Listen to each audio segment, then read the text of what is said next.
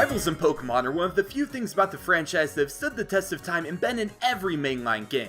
While Pokemon Following You, seasons changing, secret bases, contests, and in the case of Sun and Moon, even gym leaders have been removed in newer generations, you can always count on there being some kind of character to train and battle alongside you on your many journeys. Through the past 20 years, we've had many different rivals, all with different personalities, characteristics, Pokemon teams, and levels of challenge. We've had jerks, sympathetic sick kids, firework enthusiasts, and many other characters who have accompanied us and challenged us while on our quests. In honor of all these awesome rivals, today I wanted to count down my top 5 favorites. From the original to the latest, there's quite a few that I think are cool, challenging, or interesting, and I wanted to share with you guys my most liked rivals that have appeared throughout the past 20 years of the franchise. A couple quick things before we get started. The first is that I'm only going to be looking at the rivals from the mainline games and not including any of the anime rivals.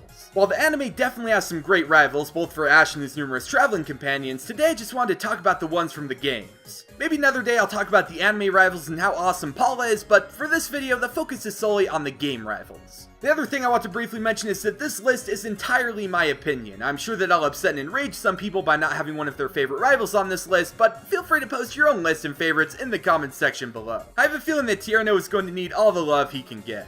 Alright, let's get this video rolling and take a look at my number 5. Number 5. Hugh.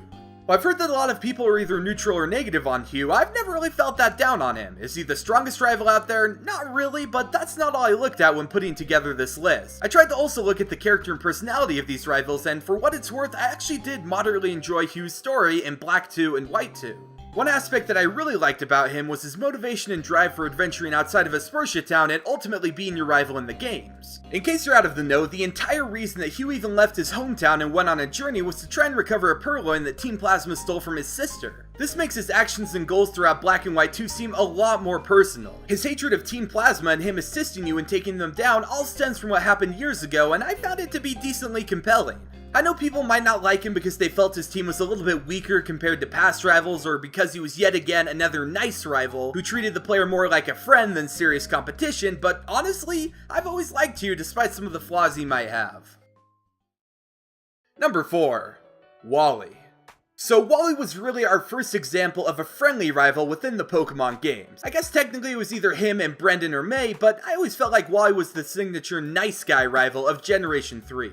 Nowadays, people are kind of tired of the friendly rivals trend that many of the recent Pokemon games go with, but at the time Wally was introduced, I actually liked that he was a lot different than the previous rivals. Before Generation 3, the only rivals we had ever known were very confident, strong, and also a little bit spiteful too. Even though I enjoyed rivals with that kind of personality, when we met Wally and saw that he was just a shy and sickly kid who needed help catching his first Pokemon, I actually found myself really liking this different approach to a rival. Of course, he didn't just stay as a weak character the whole game, and it was really nice to see his progression from a rookie and frail trainer that only had a Ralts to a full-on powerhouse at Victory Road with a pretty strong team and a whole lot of confidence. In the remakes, this Victory Road battle is made even better because not only was his battle arena redesigned, but they went the extra mile and gave him an awesome new theme as well as the ability to Mega Evolve his Gallade.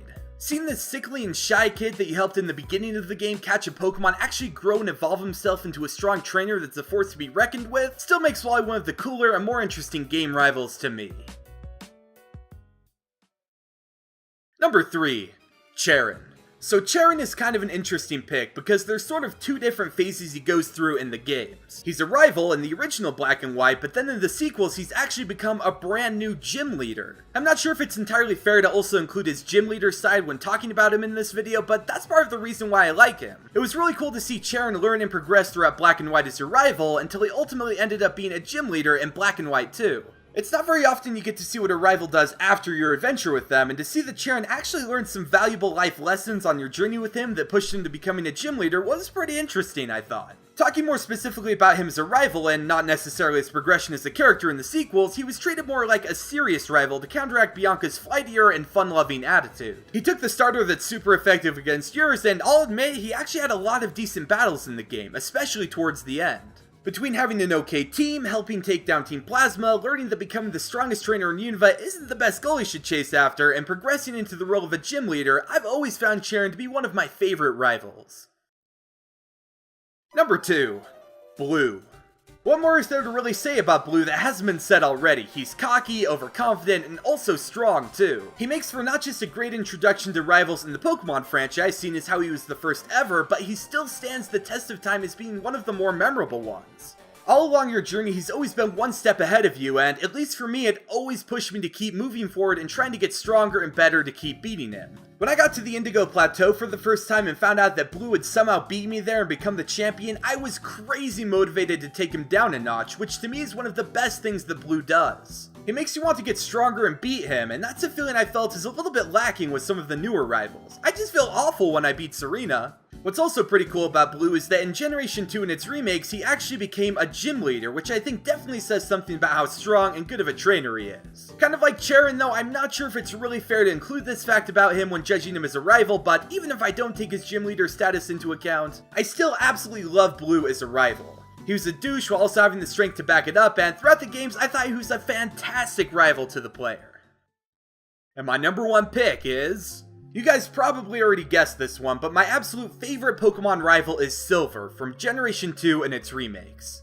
Now I don't want to self-promote or anything, but I actually made an entire video devoted to Silver and everything he does throughout the franchise, and after doing hours of research about him, it only made me further like and enjoy everything about this character. There's many reasons why Silver is my favorite rival, but one of the biggest is his personality and attitude that he brings into the games. In Generation 1 we had Blue, who, as we talked about, had sort of a meaner personality and was very cocky and confident. He was a rival that made you constantly want to get stronger and beat him, and I feel that's one of the best things a rival can do. Silver, in my opinion, escalated that kind of mean rival personality that Blue had to a whole other level, and he was almost borderline evil for most of the games. He was very abrasive to talk to, he stole Pokemon, he constantly belittled you, and honestly, I couldn't stand to ever let him beat me in a battle. I know that probably makes Silver sound awful and like a rival you wouldn't really want to be around, but I truly found him to be compelling and great.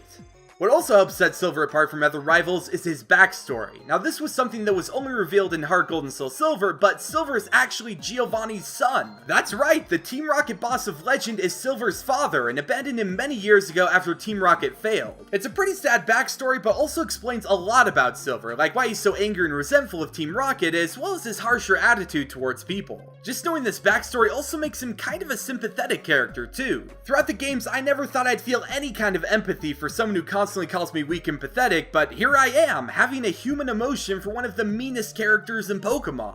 At the end of the day, I just love everything about Silver. I thought his battles could be fairly challenging at times, his mean attitude throughout most of the games was pretty memorable and so far hasn't been done with any other rival since then, and his progression into somebody that's a little kinder and more understanding towards the end of the games makes him my absolute favorite rival and one that I'll never forget. And this has been a look at my favorite rivals in Pokemon. While I do like some more than others, I don't feel like there's ever been a truly bad rival. I think some are a little better than others in terms of their difficulty in battles as well as their prominence and importance in the story, but I feel like they all have their place in the franchise and they all have their own fans. Anyways, what do you guys think of my list? Do you agree with it? Maybe you disagree. Feel free to let me know who your own favorite rivals are in the comments section below. Thanks for watching and I'll catch you later.